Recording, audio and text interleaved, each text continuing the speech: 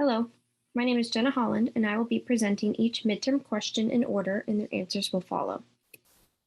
The first question I will be answering is from Chapter 1 in our textbook regarding historical events within organizational psychology.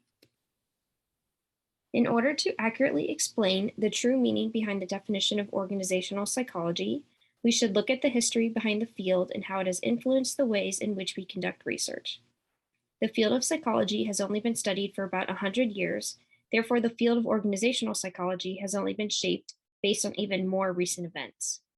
In 1992, people's behaviors in organizational settings became of interest, and a lot of findings were discovered by non-psychologists. Then, industrial aspect became of interest soon after, where United States psychologists placed more focus on the industrial side, and topics like personal skills were of popular curiosity. Other important historical events to mention that were responsible for organizational psychology include a published human relations book during World War II and the changed ideology behind the true meaning of a job during the 1980s. Also during the 80s, workforce demographics were starting to change, and the early 2000s had created boundaries between work and non-work. Lastly, since the 2010s, retirement has become of great focus, and advances in technology are continuing to progress the field along.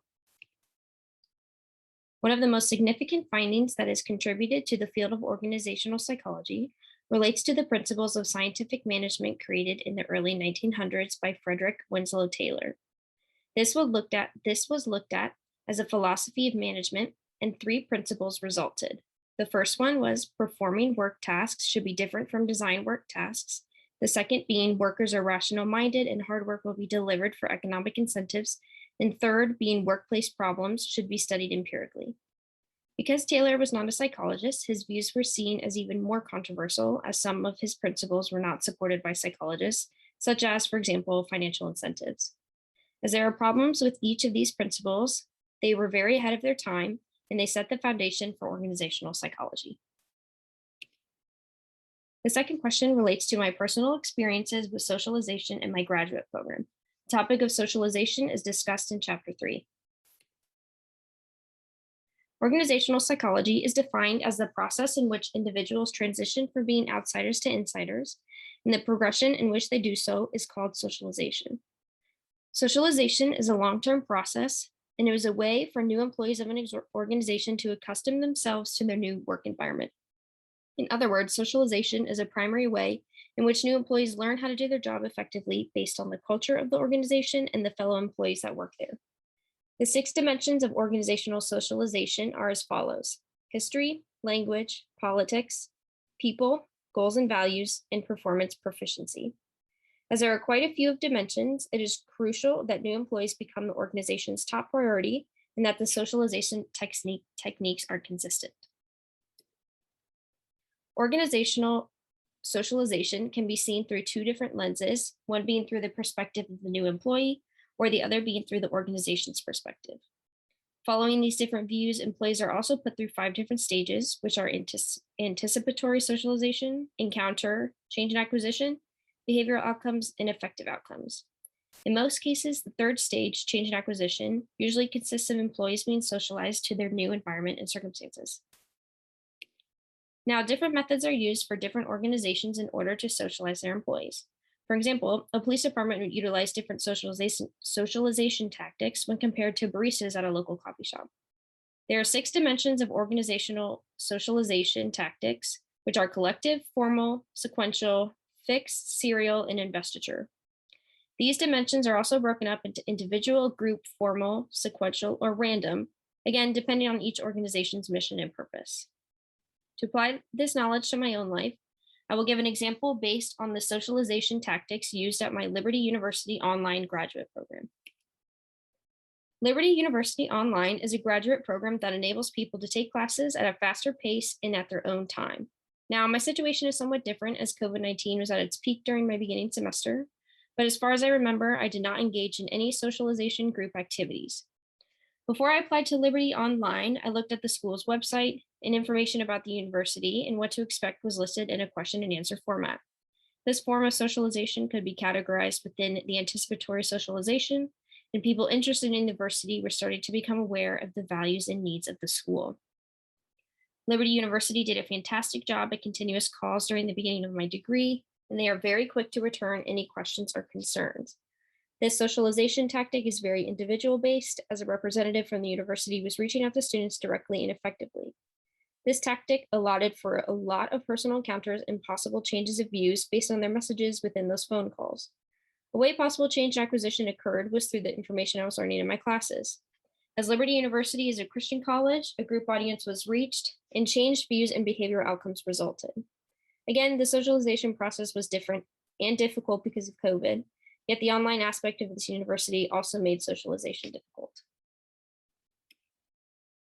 Next, I will be addressing this question regarding work-family conflict and possible resolutions. This can be found in Chapter 4.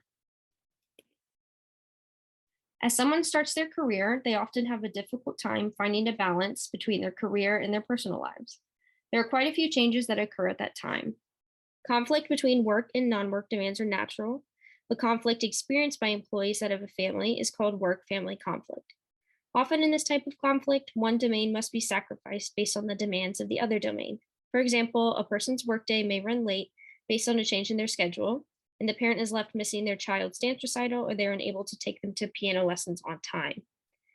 Conflict is very well studied, so it's broken down into 3 subtypes and applied to work-family conflict: time, strain, and behavior-based. In terms of time conflicts and work-family conflicts, it seems naturally difficult for one to be present at all work and family responsibilities due to the limit of 24-hour days. Strain conflict relates to mental and physical ailments that come along with a challenge in one domain. Due to these strains, which could be something as little as a headache or something as significant as a relative passing, it becomes difficult for the person to focus on the tasks at hand, whether it be family or work related. Lastly, behavior-based conflict occurs when behaviors that are best suited for one domain are bled into the other domain. For example, a police officer should not exemplify his firm and intolerable traits in his household with his 3-year-old twins. Instead, warm and loving behavior should be applied. Within this example, it also may be difficult for each set of behaviors to be switched in their opposite domains. There are many factors that lead to one experiencing work-family conflict. Typically, employees that have very demanding jobs and that are working more have a higher chance of encountering work-family conflicts. Contrary, those that have a type B personality and are generally more positive report decreased work-family conflict.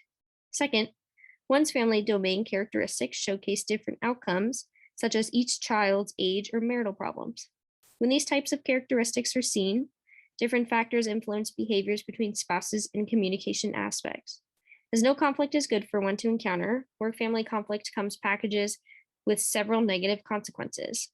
For example, depression, hypertension, increased alcohol intake, anxiety disorders, mood disorders, and feelings of burnout are commonly seen, and less obvious consequences relate to poor food choices. In order to reduce work-family conflict, organizations can implement policies and employee benefits. To help with employees' balance between these 2 domains, work-family policies are put into place where work and non-work roles are effectively accurate. Some benefits that would be considered beneficial for work-family conflict are called family-friendly, which include examples such as on-site daycare, exercise facilities, working from home, or reduced work hours. With these benefits in place, fewer employees will be absent, there will be a decrease in employee turnover rate, and possible low salary positions will be filled quicker. Not only does the organization need to implement family-friendly benefits, yet the supervisor plays a role in this decreased conflict as well. Assurance of unaffected performance reviews and guaranteed acceptance within the workplace should be implemented by the supervisor. They should also engage in family supportive supervisor behaviors. The next question I will address comes from Chapter 4, and it will cover employee development and job performance assessments. It is extremely important to distinguish between one's effectiveness, performance, productivity, and efficiency while in the workplace. After this distinguishment, some can predict future performance levels, although performance is much easier to control rather than effectiveness and productivity. Because job performance is a form of behavior, it is often difficult to address and measure directly. The first step would be to model job performance best suited for that position within the organization. And there are 2 categories of job performance: in-role and extra-role performance. In role relates to technical parts of the job, whereas extra role is the non-technical abilities. In order to accurately model job performance for an organization's employees, a common set of dimensions must be created that apply to each job. And Campbell's comprehensive lists, created in 1990 and 1994, showcase different dimensions needed. The first and second dimensions reflect in-role performance, and they are job-specific task proficiency and non-job specific task proficiency. The first dimensions include basic behaviors associated with each position. For example, a nurse needs to be able to read a blood pressure monitor and decipher if it is high or low. The second relates to tasks that need to be performed by all members of the organization that do not relate to that specific position. This would be the responsibilities that fall on a restaurant cook, as they are required to cook and prepare the food, but their non-job specific tasks are buying the needed materials and coming to meet the customers. The next 6 dimensions represent extra role performance. In order, they are written and oral communication task proficiency, demonstrating effort, maintaining personal discipline, facilitating peer and team performance, supervision leadership, and management administration. These 6 other dimensions ensure that the employee acknowledges that writing and verbal skills are needed, represents a high level of commitment, provides help to fellow employees, and supervises responsibilities. After reviewing all 8 dimensions, it can be seen how these cannot be applied to all jobs, yet it has been argued that 3 dimensions are needed as core elements in having great job performance. Continuing on from Campbell's job performance model, Murphy created a model in 1994 that lists 4 dimensions rather than 8. The dimensions are task-oriented behaviors, interpersonally oriented behaviors, downtime behaviors, and destructive hazardous behaviors. The first dimension is related to in-role performance, and the following 3 are for extra role performance. The in-role performance dimension is like Campbell's, as it refers to the components that are required for one's position. The second, third, and fourth dimensions represent interpersonal interactions that occur in that position, behaviors that may lead the employee to miss work, and safety violations. Contrary to Campbell's model, Murphy's model has been criticized for just explaining job performance and doing so in a very broad sense. Through these 2 models, important job performance dimensions have been discovered and discussed. Also, according to Murphy in 1989, job performance can be measured in 8 ways: paper pencil tests, job skills tests, on-site hands-on testing, off-site hands-on testing, high fidelity simulations, symbolic simulations, task ratings, and global ratings. Because job performance cannot be measured directly, there's high chance of error in performance ratings. Therefore, biases and rating errors are popular. Other techniques, such as general mental ability and personality, can be assessed as well to predict job performance. Finally, it is important to use several methods to assess job performance, as performances on each task can show different results, and measuring performance does not result the same as performance. The last question I'm going to address can be found in Chapter 6, and it relates to organizational constraints and counterproductive behaviors. Before discussing counterproductive behaviors, we must define them first. This type of behavior is seen as intentional acts of harm towards organizations or people. These behaviors can be categorized into 5 different groups, and they are based on their contact rather than the behavior: production deviance, sabotage, theft, withdrawal, and abuse towards others. Common examples can be intentionally performing work incorrectly, working slower than capable, or not following directions. There are many causes of counterproductive behaviors, and the reasonings can be separated into 2 different categories: person-based and situation-based. Person-based can relate to people just being mean-spirited. For example, personality traits have been examined, and anger and narcissism are commonly associated within this category. When a person showcases these personalities, it is related to their job performance, and they don't care how their actions affect their work. Furthermore, different situations can trigger counterproductive work behaviors in employees, but this can be managed by high monitoring, enabling less time to waste. A common example of one exhibiting counterproductive behaviors based on the situation relates to different emitted emotions. Environmental stressors can activate negative emotions, and different personality traits can link to negative emotions as well. Another common organizational constraint seen in the workplace relates to incivility. In general, people are becoming less civil, and this decrease can lead to counterproductive work behaviors based on the stressful work environment. A case of incivility could be the behavior of those that receive the uncivil comments and actions. For example, people do things that annoy others, therefore, they are subject to receive the negative effects.